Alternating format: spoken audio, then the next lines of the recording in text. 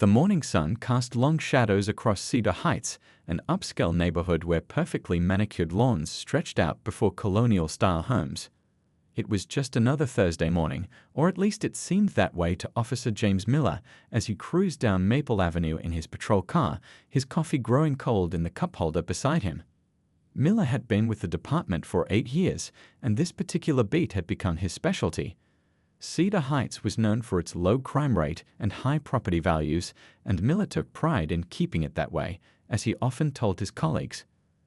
What he didn't say out loud was how he achieved this, through what he called preventive patrolling, but what many would recognize as racial profiling. As his car rounded the corner onto Oakwood Drive, something caught his attention. A woman in casual clothes, yoga pants, and a light sweater was standing at a mailbox in front of one of the larger houses. She was black, and in Miller's mind, that was enough to warrant suspicion in this predominantly white neighborhood. Dr. Maya Richardson had just returned from her morning jog, her mind still processing the upcoming departmental meeting she would chair later that day. As the newly appointed head of internal affairs, she had a lot on her plate, but she believed in maintaining a normal routine. Part of that routine was checking her mail after her run, something she'd done countless times before without incident. The patrol car's lights flashed to life, casting red and blue reflections across the pristine white siding of her home.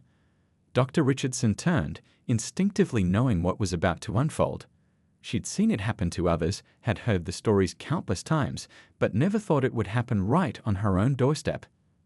"Ma'am, step away from the mailbox," Miller called out, his hand resting casually on his holster as he emerged from his vehicle. His tone was that particular mix of authority and condescension that Dr. Richardson had analyzed in countless complaint reports. "Is there a problem, officer?" she asked, maintaining her composure despite the absurdity of the situation. The morning air felt suddenly thick with tension. "We've had reports of suspicious activity in the area," Miller responded, a line he used so many times it had become almost automatic. No such reports existed, but it was a convenient fiction that usually went unchallenged. "Can you explain what you're doing here?" Dr. Richardson held her mail in one hand, house keys in the other. "I live here, officer. I'm simply checking my mail." Miller's eyes narrowed, skepticism evident in his expression. "Right, I'm going to need to see some identification." "My ID is inside the house," Dr. Richardson replied calmly, gesturing toward her front door. "I just stepped out to check my mail after my morning run.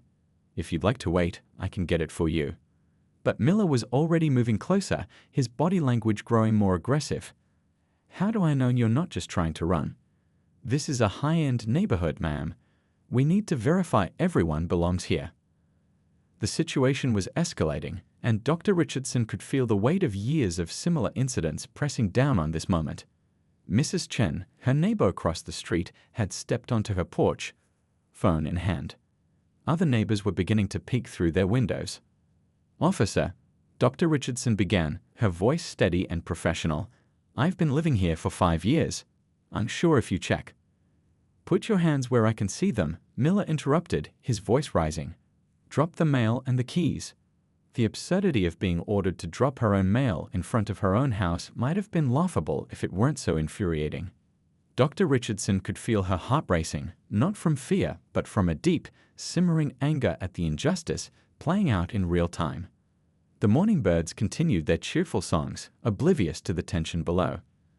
The sun climbed higher in the sky, warming the air, but Dr. Richardson felt a chill run through her body. This moment, she realized, would change everything, not just for her, but for the entire department. As Miller reached for his handcuffs, Dr. Richardson stood her ground, knowing that what happened next would ripple through the community in ways Officer Miller couldn't possibly imagine. The sound of car doors slamming in the distance signaled the arrival of backup, though not the kind Miller was expecting. The morning had transformed from peaceful to tense in a matter of minutes. Mrs. Chen's fingers trembled slightly as she recorded the scene unfolding across the street, her morning coffee forgotten on the porch railing beside her. Other neighbors were emerging from their homes now, drawn by the commotion that seemed so out of place in their usually quiet neighborhood. "I'm going to ask you one more time." Miller's voice had taken on that dangerous edge that often preceded bad decisions. "Put your hands behind your back." Dr. Richardson took a deep breath, her mind racing through years of training and experience. She knew every word, every movement mattered now, not just for her safety, but for the larger impact this incident would have. "Officer Miller," she noted his nameplate as she spoke, "I want to be very clear. I am a resident of this home. My identification is inside, and I'm happy to provide it to you. There's no need for this to escalate." But Miller wasn't listening. In his mind, her calm demeanor and professional tone only confirmed his suspicions. Nobody he was catching in the act should be this composed. He moved forward, reaching for her arm with more force than necessary. The neighbors gasped collectively as Miller grabbed Dr. Richardson's arm, causing her mail to scatter across the dewy morning grass. Her house keys clattered against the sidewalk. The sound seemed to echo through the suddenly silent street. "Stop resisting," Miller shouted, though Dr. Richardson was doing nothing of the sort. She remained still, her voice steady despite the growing pressure on her arm. "Officer, you're hurting me," she stated clearly, loud enough for the gathering witnesses to hear. "I am not resisting. I am telling you that I live here, and you are making a serious mistake." More phones were recording now. The morning sun caught the silver of Miller's badge as he tried to twist Dr. Richardson's arm behind her back. She winced but maintained her composure, her mind already cataloging every detail, every excessive use of force, every violation of protocol. From down the street came the sound of more sirens. Miller had called for backup the moment he decided this situation warranted it, which was about the same time Dr. Richardson had first questioned his authority. The sound grew louder, but there was something odd about the pattern of the approach. Mrs. Thompson, the retired school teacher from 2 doors down, had made her way to the edge of her property. "This is ridiculous," she called out. "She lives here. We all know her." But Miller was too far gone in his own narrative. In his mind, the gathering crowd was just making the situation more dangerous. "Stay back," he shouted at the neighbors, his free hand moving to his belt. Dr. Richardson felt the cold metal of handcuffs brush against her wrist. Time seemed to slow down as she realized how quickly this situation could turn tragic. She'd read too many reports, investigated too many incidents that started just like this. "Officer Miller," she tried one last time, her voice carrying across the now silent street. "I am going to remain completely still. I want you to know that everything happening right now is being recorded by multiple witnesses. I am informing you, again, that I am a resident of this home, and your actions are both unwarranted and excessive." The approaching sirens were getting closer, their wail cutting through the morning air. Miller's grip tightened as the first backup unit turned onto the street, but the vehicle that appeared wasn't what he expected. Instead of the standard patrol car, a sleek black department-issued SUV with command unit plates came into view. Behind it, 2 more vehicles approached, not the backup Miller had called for, but something else entirely. The growing crowd of neighbors murmured as the vehicles pulled up. Miller's grip on Dr. Richardson's arm loosened slightly as confusion crossed his face. The driver's door of the command unit opened and a figure stepped out, already speaking into a radio clipped to their shoulder. Dr. Richardson felt a mix of relief and righteous anger as she recognized the voice of Deputy Chief Roberts. The morning light caught the gold insignia on his collar as he approached, his face a mask of professional concern that barely concealed his shock at the scene before him. Miller's world was about to shift dramatically, but he didn't know it yet. He was still holding on to Dr. Richardson's arm, his mind struggling to process why a command unit would respond to a simple suspicious person call. The next few moments would change not just Miller's career, but the entire department's approach to community policing. As Deputy Chief Roberts drew closer, the morning breeze carried the scattered pieces of Dr. Richardson's mail across her perfectly manicured lawn, monthly reports from Internal Affairs that would have told Officer Miller exactly who he was trying to arrest if he'd only taken the time to look. Deputy Chief Roberts stepped onto the sidewalk, his polished shoes crunching over the scattered mail that still lay across the ground.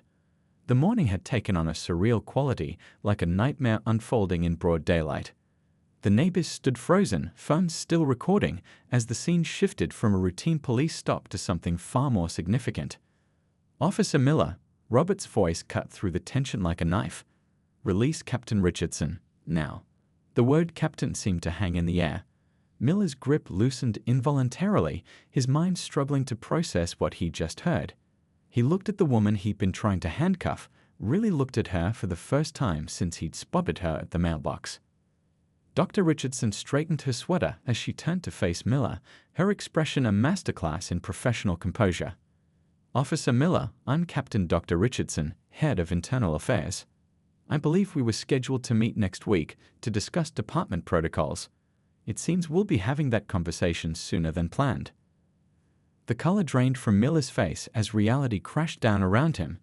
The woman he profiled, harassed, and attempted to arrest wasn't just a resident, she was his superior officer, one of the highest-ranking officials in the department, and the person responsible for investigating police misconduct.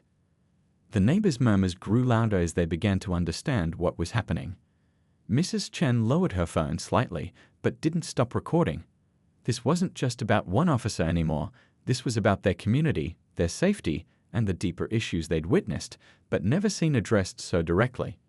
I didn't," Miller stammered, his hand now trembling slightly where it rested on his belt. The authority he'd wielded so confidently moments ago had evaporated like morning dew under the hot sun. "No, you didn't," Dr. Richardson agreed calmly. "You didn't check my ID. You didn't verify any suspicious activity reports. You didn't listen when I told you I lived here.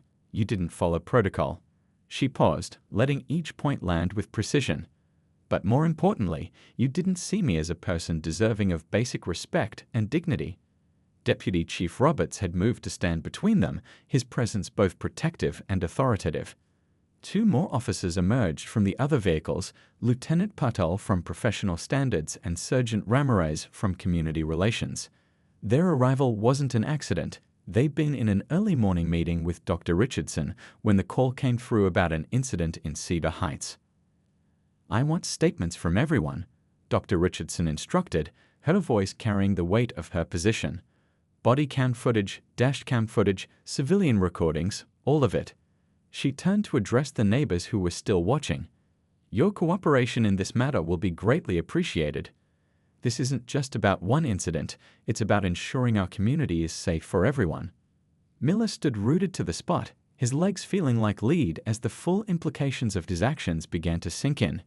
His mind raced through every interaction he'd had in this neighborhood, every suspicious person he'd stopped, every assumption he'd made.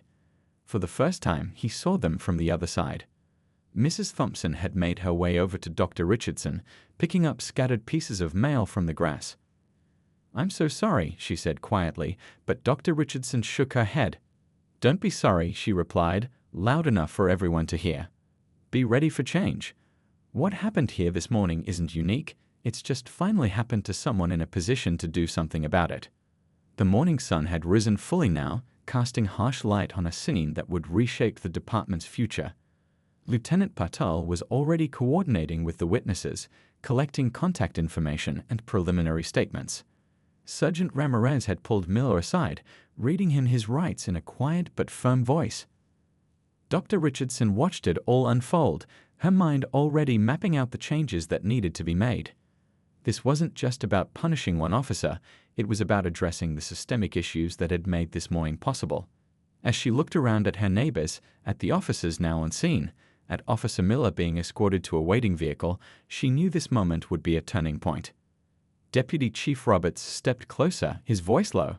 "How do you want to handle this, Captain?" Dr. Richardson straightened her shoulders, her voice steady and clear. "Exactly by the book," she replied. "No shortcuts, no cover-ups, no excuses. It's time for real change, and sometimes change needs a catalyst." She looked at her scattered mail, her quiet morning routine that had turned into something so much bigger. "This ends today, not just for me, but for everyone who's ever had to prove they belong in their own neighborhood." By noon, the quiet neighborhood of Cedar Heights had transformed into the epicenter of a department-wide earthquake. The morning's events had rippled through every precinct, every office, and every squad car in the city.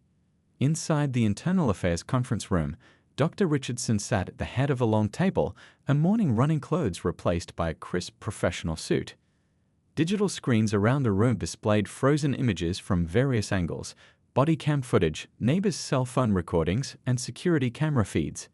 Each screen told the same story from a different perspective, and none of them looked good for Officer Miller or the department. "Play it again," Deputy Chief Roberts requested, his fingers drumming nervously on the polished wood table. From the moment he activated his lights, the footage rolled, and the room fell silent except for the sharp intake of breath from several officers as they watched their colleague make mistake after mistake. The video quality was crystal clear. There was no room for interpretation, no gray area to hide behind. Outside the conference room, the department's public information officer was dealing with a growing media storm. Someone had already uploaded one of the neighbors' videos to social media, and it was spreading like wildfire. Local news vans were parked outside the station, their satellite dishes reaching toward the sky like metal trees. Back in Cedar Heights, Mrs. Chen sat in her living room, surrounded by other neighbors who had witnessed the morning's events. Her hands shook slightly as she poured tea into delicate cups. "I always wondered why we saw so many police cars in our neighborhood," she said quietly. "Now I know. They weren't protecting us, they were profiling us." Mrs. Thompson nodded, clutching her untouched teacup. "Did you know Dr. Richardson was such a high-ranking officer? All this time, we just knew her as the nice lady who jogged every morning and helped with the community garden." In a small office down at the station, Officer Miller sat across from his union representative, his uniform collar feeling too tight around his neck. The morning's bravado had drained away, leaving behind a man who was beginning to realize the full weight of his actions. "Tell me again," his representative said, rubbing his temples. "What suspicious activity were you responding to?" Miller's silence spoke volumes. There had been no calls, no reports, no suspicious activity, just his own assumptions and biases, now laid bare for everyone to see. 3 floors up, Dr. Richardson was reviewing Miller's service record with Lieutenant Patel. The screen before them showed a pattern that should have been obvious sooner: a disproportionate number of stops involving minorities, a collection of civilian complaints that had been dismissed or buried, and a troubling history of escalating routine encounters. "How did we miss this?" Lieutenant Patel wondered aloud, scrolling through the data. "We didn't miss it," Dr. Richardson replied, her voice tinged with determination. "We just weren't looking hard enough. That changes today." The afternoon sun cast long shadows through the windows as Dr. Richardson stood to address the room full of department heads and supervisors. The morning's running shoes had been replaced by polished heels that clicked authoritatively on the floor as she moved to the front of the room. "What happened this morning was a symptom," she began, her voice steady and clear. "The disease is deeper, and it's been growing unchecked for far too long. Officer Miller isn't an anomaly. He's the product of a system that we've all had a hand in maintaining, whether through action or inaction." The room shifted uncomfortably, but no one spoke. On the screens behind her, the morning's footage played on silent loop, a constant reminder of why they were all there. "Starting today," she continued, "we're implementing a full audit of all patrol practices, focusing on traffic stops and civilian encounters. I want every complaint reviewed, every pattern analyzed, and every officer's record scrutinized, including my own." In the back of the room, Sergeant Ramirez stood up. "Captain, the police union will either be part of the solution or part of the problem," Dr. Richardson cut in. "Their choice. But this isn't a negotiation. This is a reckoning that's long overdue." As the meeting continued, Dr. Richardson's phone buzzed quietly on the table. It was a message from Mrs. Thompson. "The neighborhood watch wants to know if you'll speak at our next meeting. We think it's time we had some honest conversations about what's been happening in our community." Dr. Richardson allowed herself a small smile as she typed a quick yes in response. Change wouldn't happen overnight, but at least now people were ready to have the difficult conversations that needed to happen. The day was winding down, but the work was just beginning. In the parking lot, news crews were still waiting for official statements. Inside, officers were reviewing their own conduct with new eyes. And in homes across Cedar Heights, neighbors were talking about what they'd witnessed, not just the morning's drama, but the years of subtle discrimination that had led up to it. As Dr. Richardson gathered her things to finally head home, Deputy Chief Roberts appeared in her doorway. "You know this is going to get worse before it gets better, right?" She nodded, sliding reports into her briefcase. "Sometimes things need to break completely before they can be rebuilt properly. We're not just fixing a problem, we're changing a culture."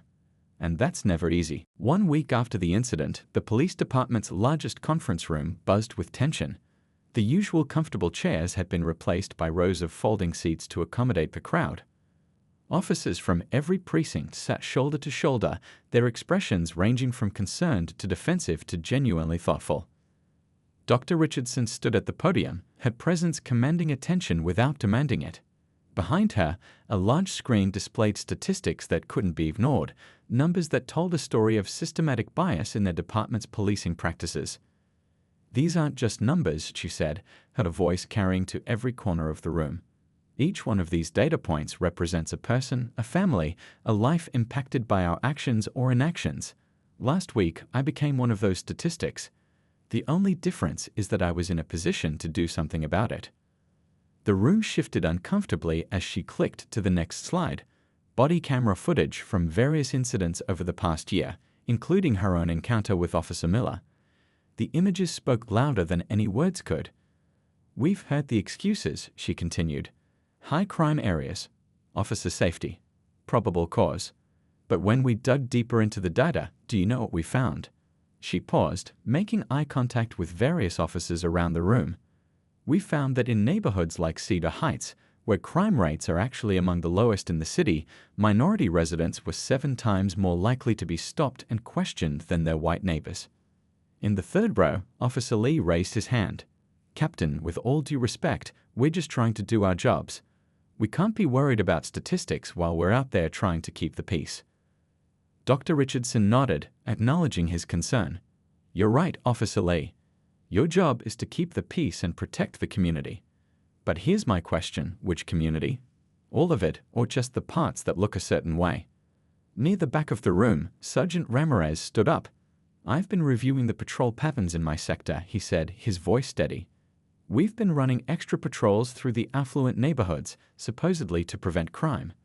But when we looked at the actual crime data, most of our property crimes were happening in other areas, while we were busy profiling people for walking their dogs or checking their mail in Cedar Heights." The room erupted in discussion. Dr. Richardson let it continue for a moment before raising her hand for silence. "This isn't about pointing fingers," she said. "This is about acknowledging a problem so we can fix it. Starting today, we're implementing new protocols." She clicked to the next slide, which outlined the changes. Mandatory body camera reviews for all stops, not just arrests. Regular analysis of stop data to identify patterns of bias. Community oversight board with real power to review complaints. Updated training programs focused on community engagement. New guidelines for patrol assignments based on actual crime data. Regular community meetings in every neighborhood. From the middle of the room, Lieutenant Patel spoke up. "Some officers are worried this will make their jobs harder, maybe even dangerous." Dr. Richardson set down her remote and stepped away from the podium. "Let me tell you what's dangerous," she said, her voice softer but no less intense. "What's dangerous is losing the trust of the community we're supposed to protect. What's dangerous is creating an environment where people fear the police more than they fear criminals." She walked down the center aisle as she continued speaking. "Last week, when Officer Miller stopped me at my own mailbox, do you know what I was thinking? I wasn't thinking about my rank or my position. I was thinking about every other person who's been in that situation but didn't have the power to change it." At the back of the room, Deputy Chief Roberts watched as heads began to nod. Change was happening, not in dramatic gestures but in small shifts of understanding. "We've already started reviewing past complaints," Dr. Richardson announced, returning to the front. "We found something interesting. In precincts where officers regularly engage with the community, not just patrolling, but actually getting to know the residents, complaints went down by 60%. Crime reporting went up, solve rates improved. It turns out, when people trust the police, they help the police." She clicked to a new slide showing the community garden she'd helped start in Cedar Heights. In the photo, officers and residents worked side by side, planting vegetables and building benches. "This is what real community policing looks like," she said. "Not us versus them, but all of us working together." The officer who stopped me last week didn't see me as part of the community he was supposed to protect. He saw me as a threat based on nothing but the color of my skin. We have to do better. As the presentation concluded, officers filed out of the room in small groups, their conversations more thoughtful than defensive. Dr. Richardson gathered her materials, noticing how some officers lingered, clearly wanting to talk. Officer Chen, a rookie who'd been on the force less than a year, approached the podium. "Captain," she said hesitantly, "I've been afraid to speak up about some things I've seen. I didn't want to cause trouble." Dr. Richardson set down her papers and gave the young officer her full attention. "Starting now, causing trouble for the right reasons is part of your job description. Tell me what you've seen." As the afternoon sun slanted through the windows, more officers came forward, sharing stories, asking questions, offering suggestions. The real work was just beginning, but for the first time, it felt like genuine change was possible. In her office later that evening, Dr. Richardson reviewed the day's notes. Her inbox was full of emails from officers wanting to be part of the new training programs, community leaders offering support, and even a few apologies from officers who'd finally recognized their own biases.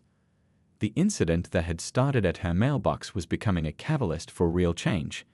It wasn't going to be easy, and there would be resistance, but as she looked at the photo of the community garden on her screen, she knew they were finally moving in the right direction. 2 months after the mailbox incident, Dr. Richardson sat in her home office, staring at her computer screen.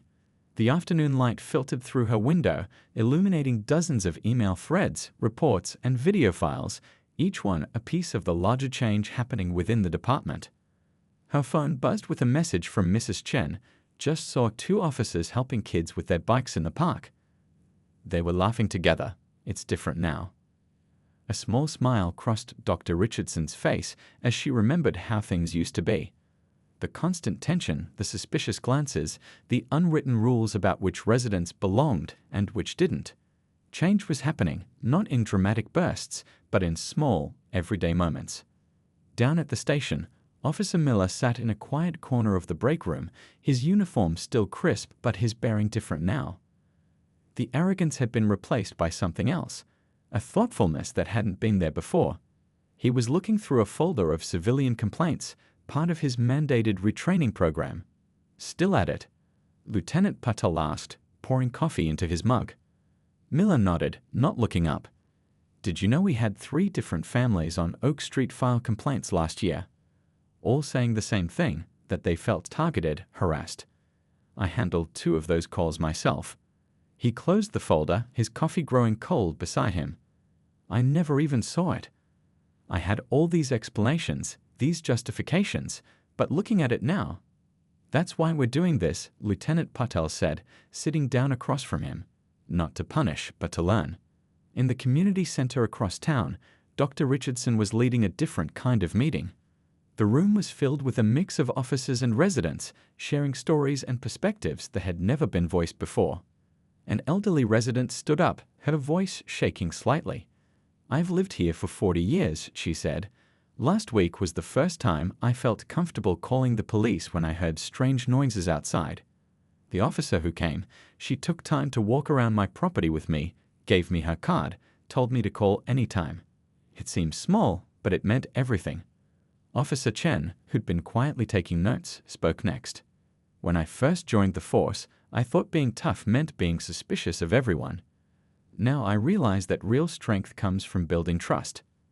Back in her office, Dr. Richardson reviewed the latest statistics. Civilian complaints were down 40%, but more importantly, community engagement was up. Officers were spending more time walking their beats, talking to residents, understanding the neighborhoods they patrolled. Her computer pinged with a new email, another officer requesting to join the community outreach program.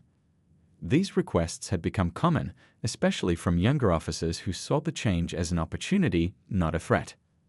A knock on her door interrupted her thoughts. Officer Miller stood in the doorway, looking uncomfortable but determined. "Captain, do you have a minute?"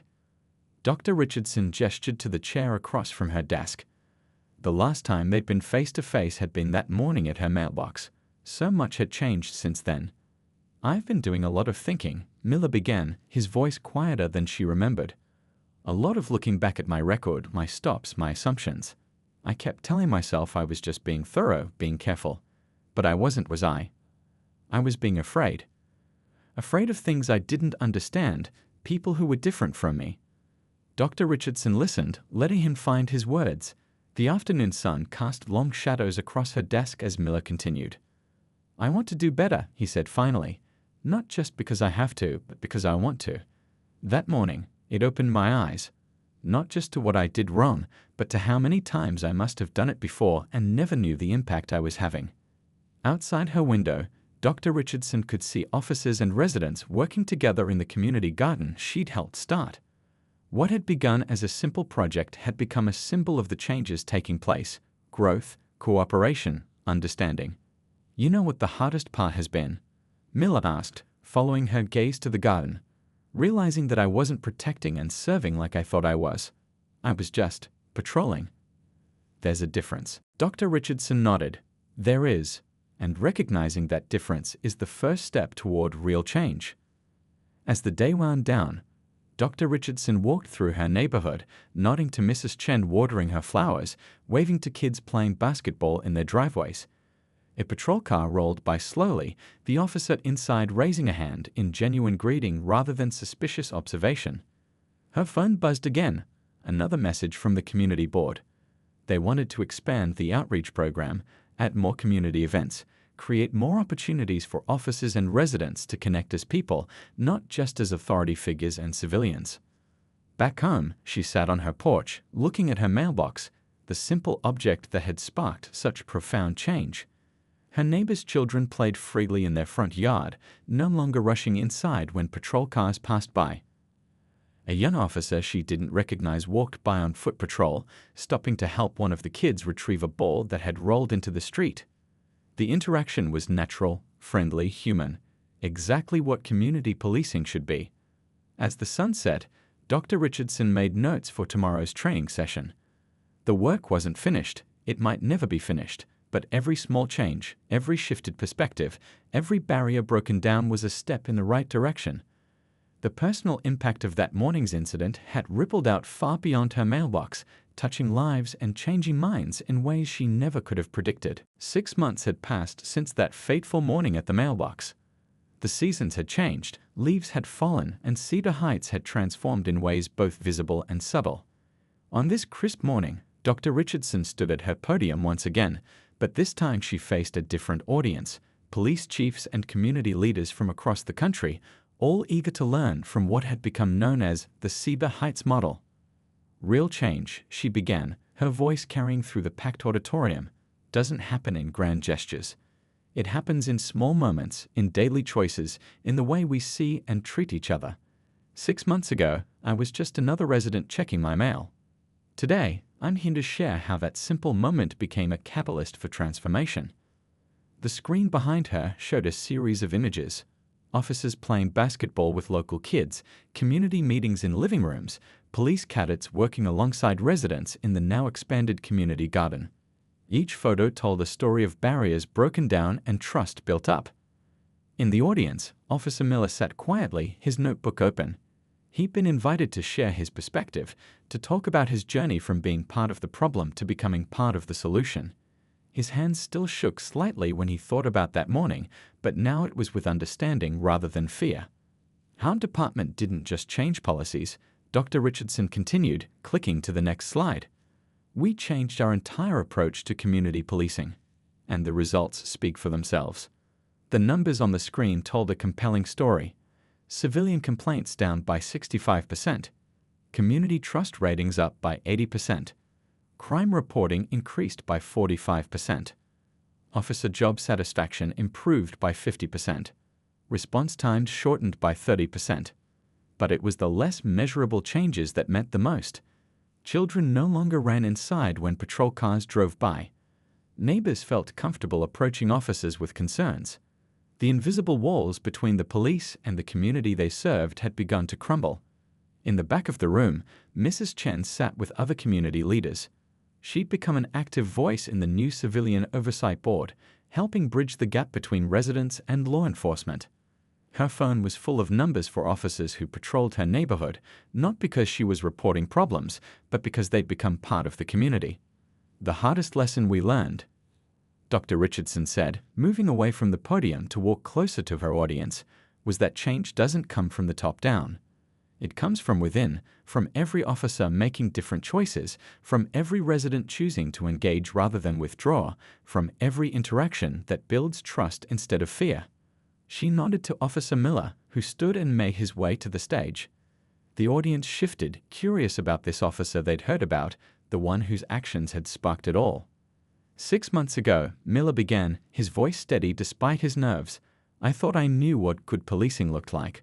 I was wrong. I confused control with safety, authority with protection. I had to learn that real strength comes from building bridges, not walls.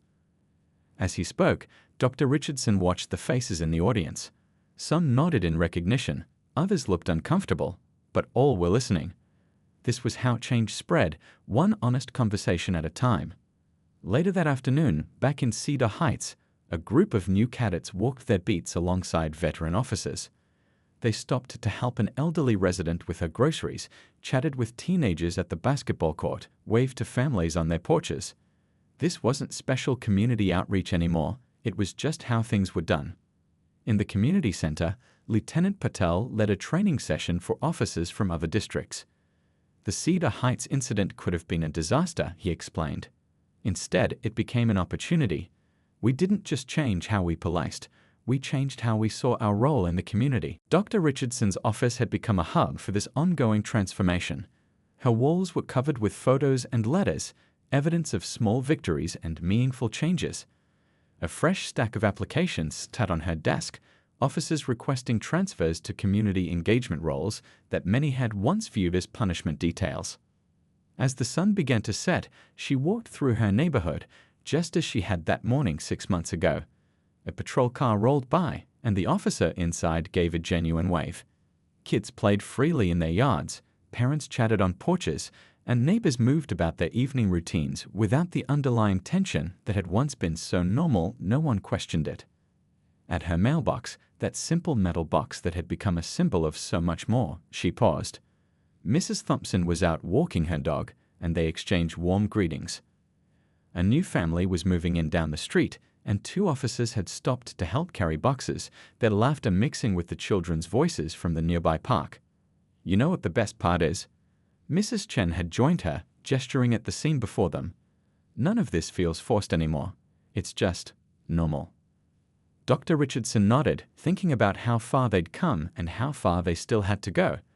The work wasn't finished. It would never be finished. But they'd proven that change was possible.